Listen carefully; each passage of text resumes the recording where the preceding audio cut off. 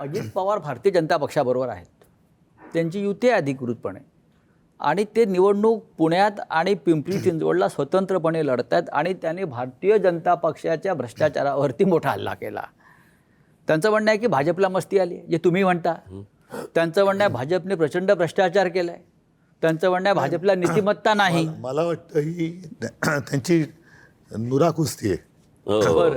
म्हणजे विरोधी पक्षाला तुम्ही स्पेसच ठेवायची नाही, हां. एकमेकावरती आरोप करायचे आणि निवडून आल्यावर एकत्र व्हायचे. म्हणजे आता सुद्धा आम्ही एकत्र आलो आहेत आणि मिंदेला मुंबईत ठाण्यात मराठी मतं फोडण्यासाठी म्हणून ते वापरतायत.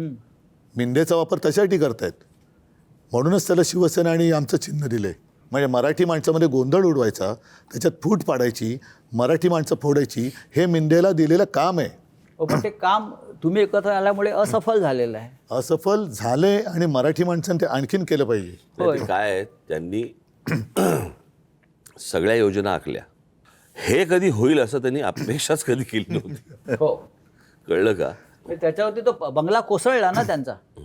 पण दुसरा एक फार गंभीर प्रश्न की ह्या निवडणुकीमध्ये कधी नव्हे तेवढ्या बंडखोऱ्या, मारामाऱ्या, खुनाखुनी, एबी फॉर्म पळवणं आणि गिळणं इथपर्यंत आम्ही चित्र पाहिलं आहे. या सगळ्या गोष्टीची कारणं अशी आहेत. काय वेळेत निवडणुका झाल्या असत्या ना, तर मला असं वाटतं हे चित्र तसं तेवढं दिसलं नसतं.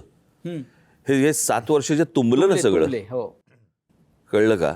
आणि ते आता होणार, आता होणार, आता होणार, आता होणार, आणि त्या सगळ्या ह्याच्यामध्ये जे काही दर सणासुदीला जे काही पैसे वाटत बसले होते ते सगळ्यांचा उद्रेक झाला. म्हणजे बंडखोरीचा विक्रम झाला.